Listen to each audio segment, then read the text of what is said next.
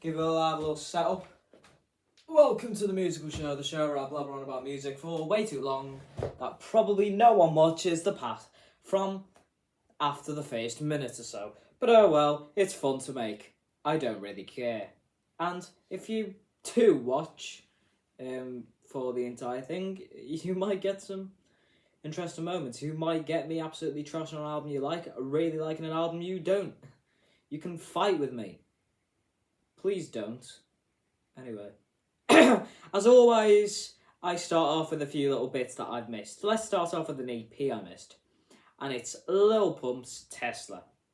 It's a Lil Pump EP. But it's rage.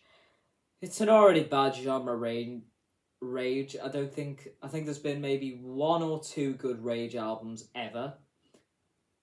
And Lil Pump is making an album. A notoriously bad rapper. Someone who is only around still because of how bad he is.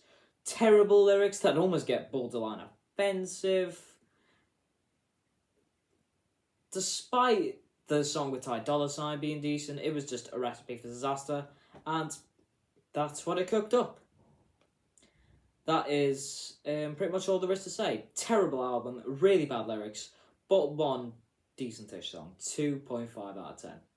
Now for the albums I missed. Pierce the Veils, The Jaws of Life. Sure, it's not particularly interesting. It's run-of-the-mill for pop punk, but it's actually kind of good.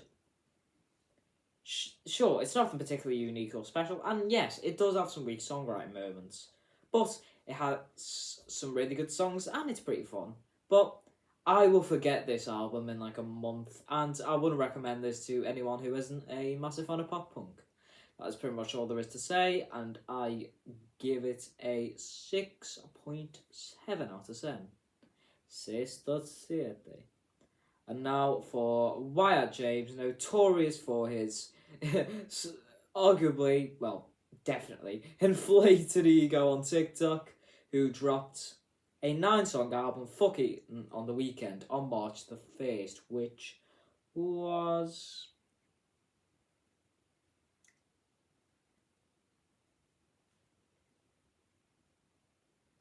a Monday, I'm pretty sure.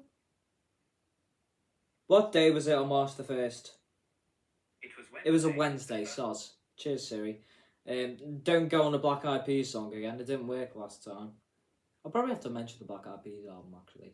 I'll do that next week. I haven't written a review, and if I talk about it now and give it like a review off the top of my head, it'll just be silence for 2 minutes straight, because I can't really, talk about an album right off the top of my head pretty well while analysing it the way I usually do, because I'm just not very good at doing that kind of stuff when I'm not writing it down.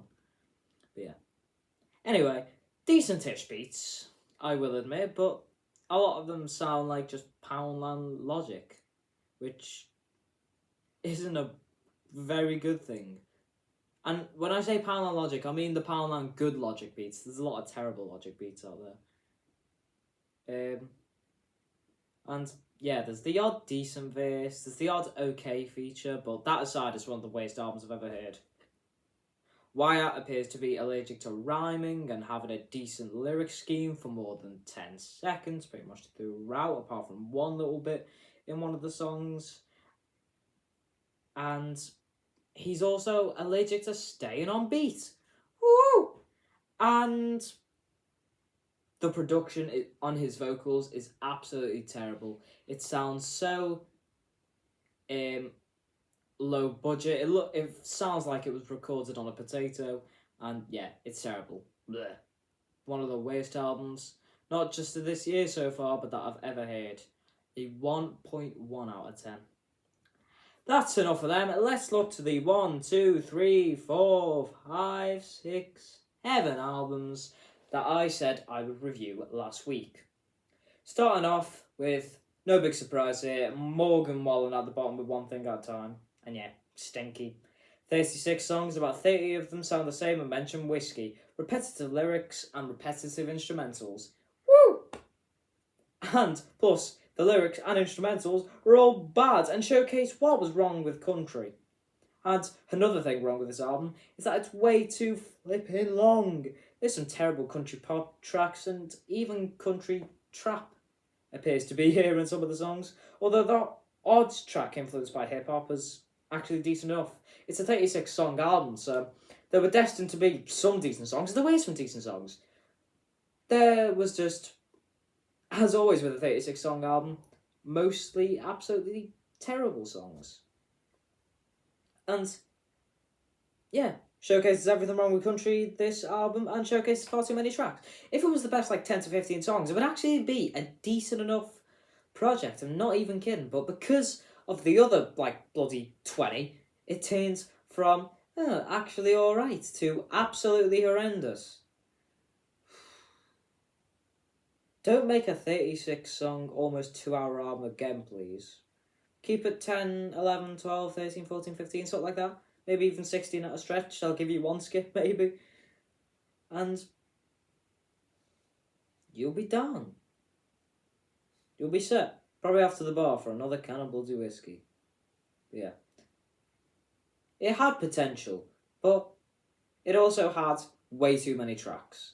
And it's a 2.8 out of 10. So yeah. Oh, one thing, that little Pump EP from earlier is now the worst album of February. Obviously, that means that BK the Ruler album's off the list, and it's just second place is now Russ Millions, third place is Young Nudy. I'm not going to put it on graphs because I can't be bothered.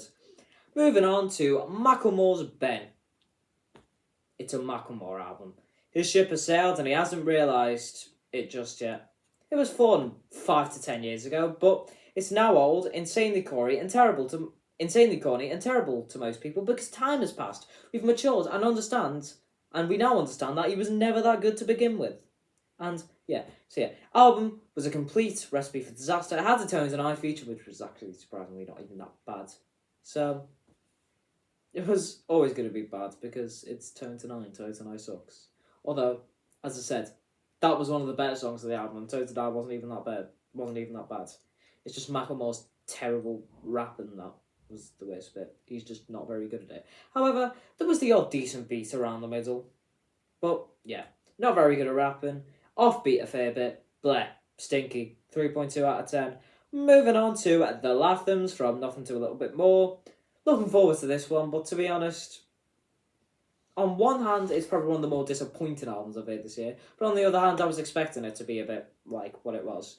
Boring indie rock that, despite being boring, is good enough to not be bad, if you know what I mean. It's boring, but and it's nothing interesting whatsoever, but it's still decent enough because there's just something about indie rock.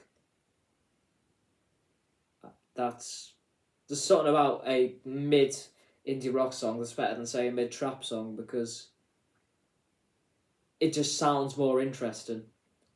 There's a lot more to a mid indie rock song than a mid trap song. But it is pretty boring, run of the mill indie rock. I'd rather just listen to Sam Fender. And when I listen to him, I'd rather probably just listen to Bruce Springsteen. So yeah, sounds the same pretty much every track. This album, and it also sounds the same as Sam Fender, but Sam Fender's miles better. Some decent songs here and there, but aside from the closing track, nothing special at all. And one of the most uninteresting projects I've heard all year. I could not recommend this album less, because while it's not bad, there is nothing interesting about it, and it's just pretty boring. 6.2 out of 10, because it's just so-so and not terrible. Next up, UFO 360's Love My Life. I do like the sound because it's actually interesting, even though there's glaring flaws in mixing. And I don't get why lyrics are in 2 languages. It just doesn't make sense, and it just sounds dumb to me. So, ew. But, while the features were also pretty unnoticeable and didn't really add much of anything to the song, Offset's feature was quite decent. And, this guy does have potential. Just stick to German, because seeing a song have 2 languages in it just annoys me because it's dumb. Closer was solid though, of the album, so there's that. And there are a lot of decent enough tracks in it. 6.3 out of 10 though. Next up, we've got Kali Uchis' Red Moon in Venice, and what most people are saying about this album are completely correct. Fantastic production, one of the best produced albums, if not the best produced album I've heard all year, and Send You to Another Universe. Brilliant vocals as well, but it's Kali Uchis. Those are to be expected. Structurally, though, it does get a little bit repetitive, and again, it suffers from having songs in 2 languages, which I just think is dumb. I wouldn't mind a full Spanish album, though. That would be fantastic, especially with a lot of Spanish albums sounding pretty much the same these days with that dumb dance music and those same drums. Because once you've heard one song in that sort of Bad Bunny-ish genre, you've heard them all. But this isn't Bad Bunny. This is actually good, decent R&B/pop music. And yeah, despite everything I've said, this album is still brilliant and definitely a waste of time. So don't get it twisted from the criticisms I just put there. 8.2 out of 10. Next up, we've got Shoes Shoes, Ignore Grief. Not for the faint of heart, because it doesn't really sound like music. However, it's unique and interesting and hard to fault in that way. However, you can't hear the lyrics, and the lyrics aren't that good. It's still interesting, and it's still not obviously bad, if you know what I mean. It's just insanely weird. 8.9 out of 10, and at the cream of the crop, top of the list, Slowthai's Ugly. I am absolutely obsessed with this one. It's got a weird feeling of punk, grunge, alternative, Tame Impala-esque psychedelia and hip-hop all merged into one album, but sounding smooth and sounding not stupid and nonsensical. Like, there isn't a massive contrast between the songs because of how aggressive the production is throughout and how aggressive the lyrics are. The lyrics are absolutely stunning and second to none. The production, fantastic. And the performance is absolutely sensational. In every single way, this album is genuinely complete perfection. And I don't think I'm going to pussy out with the rating I am giving for this, as it's one of the best albums I've heard in recent memory. I'm not going to pussy out to this like a pussy out with Lil Yachty. This album is a 10 out of 10. And I completely mean that. Right. Those are all the albums that released last week, all crammed into 12 minutes from bloody 3, 4, 5 hours of listening, probably. It doesn't get much easier this week. However, there are only 1, 2, 3, 4, 5, 6 albums. But one of them is insanely long. I'll get to that when I get to that. But let's start off with, obviously, the huge one. Miley Cyrus's Endless Summer Vacation. Flowers, absolutely massive song. Everyone's sick of it. I mean, I haven't listened to it in full because I don't listen to the radio, so I'm alright. And I quite like the backstory. I think Flowers is a decent enough song. It's nothing spectacular, but, you know, it's pretty fun. It's featuring Brandi Carlile and Sia. Pig. It's just going to be a whole collection of flowers. Nothing spectacular, but fun. Decent enough. Passable. I'm expecting it to be a 6. I've not listened to any of these yet, so I'm not going to have to be like, well, I've already listened to this one, so I can't really give it X. Anyway, Conway the Machine has dropped his collab album with Jay Skis called Pain Provided Profit. This is further featuring 7XVE The Genius, Goose by the way, and SK The King. 7 songs, 23 minutes long. It's a Conway the Machine. I've just listened to a bit of it. It's a Conway the Machine album. I didn't fart, that was just me making a sound in my mouth. I don't know what to expect from Jay Skis because I've never listened to Jay Skis, nor have I ever really heard of him. All I know is that I've heard of Conway the Machine. So, yeah, I don't know what to expect, so I'll say 6. It's short, so I might understay its welcome a little bit. Next up, we've got Music Soul Child and Hit Boy, who have dropped Victims and Villains featuring The Hustle. And that's it. Where do I know Hit Boy from? He made the song with Offset earlier in the year, maybe that's where I know him from. But yeah, 10 songs, 37 minutes long. Never listened to either of these artists, but I'm genuinely just judging off the name of the artist and knowing that Hit Boy's done the song with Offset. It's going to be like some weird soul, R&B, trap fusion. From what I presume, I could be completely wrong, and you might never know. I might not even mention what the genre is because I might just completely forget, but I'll try to for you. When I show the review, I'm going to say this is... I'm going to say, from the song title as well, being weird, sometimes you can tell what an album's going to be like, literally from like the song titles, the colour of the album cover. It's weird. I'm going to say a 6 again. Next up, we've got Blast, who was on Die Hard from Kendrick Lamar's album last year. It'll feature Larry June, Mustard, Terrace Martin, and Roddy Ricch. 4 songs, 11 minutes long. It's only an EP.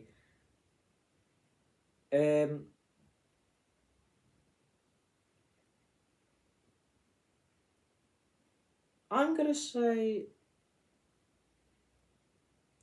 a 6 again. Next up, the one I'm dreading, Malik Montana, who dropped Advocat Diabla. French Montana's from Africa. This guy's from Poland.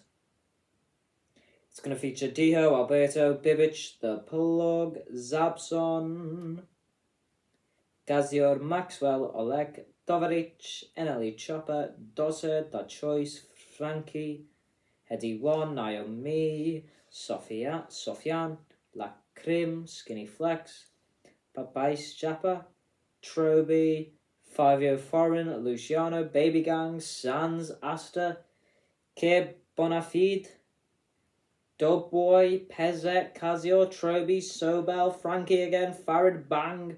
I think Olek's going to produce DMN. I think I've already mentioned Olek as well, so I think that might be his second. Grikazo, Papais Japper again, and LX. 38 songs, 1 hour, 36 minutes. Kill me. I'm going to say a 3, because French Montana's album was slightly shorter and also a 3, and I just imagine them to basically be the same. You never know, this could be like a hidden gem. And K-pop legends twice are dropping Ready to Be. The best thing about K-pop is that their albums are always short. 7 songs, 20 minutes long. Bam.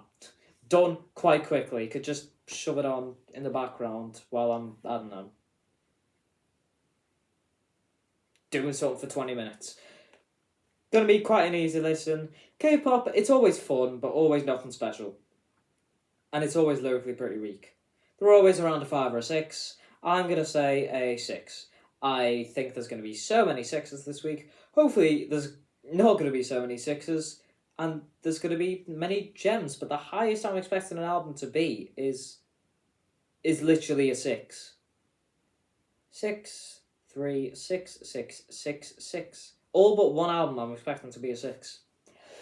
Hopefully that's not the case, and it's not going to be like a massive sleeper week, because that would just be sad. But, yeah. You never know, one of these could be a 10 to add to what could be a collection for March.